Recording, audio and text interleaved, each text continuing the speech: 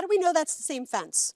There's fences everywhere in this case. How do we know that's the same fence? I went to the city and I asked the city who owns this piece of property, or, you know, not the property itself, but the fence.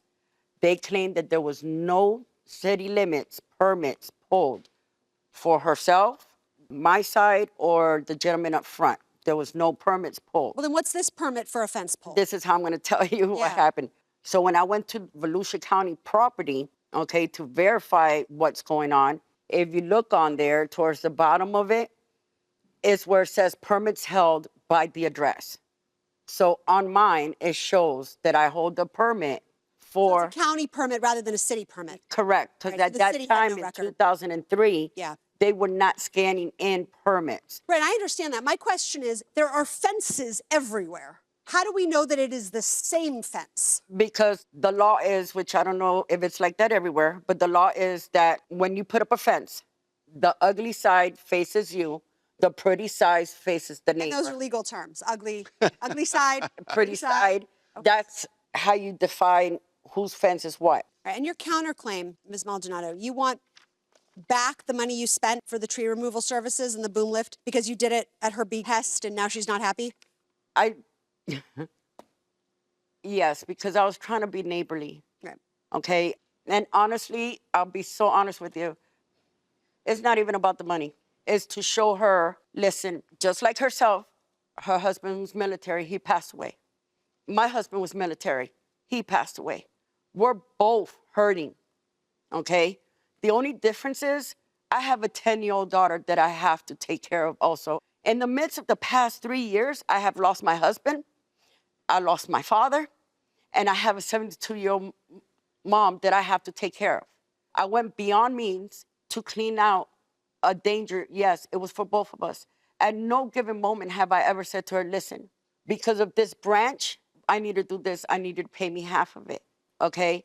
She not only was all this situation going on, but she also called the city on me. And she made reports against me. Okay, let's give Miss Lansky a chance to respond to that. I never did any such thing, Your Honor. Okay. Our neighborhood has been a good neighborhood. We're all helping each other till Maria moved in. Do you think you've been a good neighbor?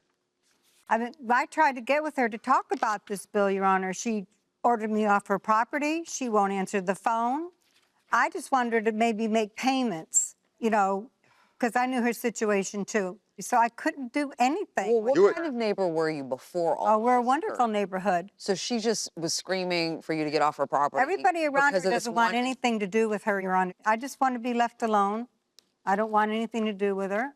Just stay on your side of the fence. I'll stay on mine. Well, you acknowledged that she did try and repair the fence. It wasn't to your liking. Oh, well, did you see the picture of the repaired fence, Your Honor? Well, let's look.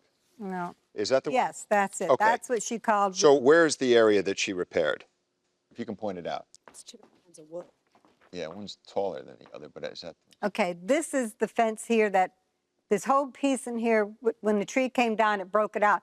This is what she called replacing my fence. The lighter brown? Yes. Miss Maldonado, is that an effort that you made to repair the fence yourself? Yes, sir. Okay. Good?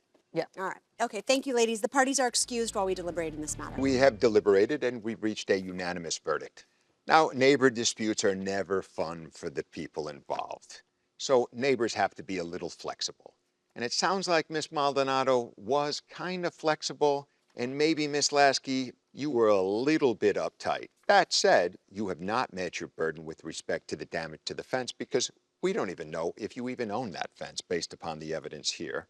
But your pool screen was damaged, and it was caused by Miss Maldonado having the tree removed. So you are entitled to that $300.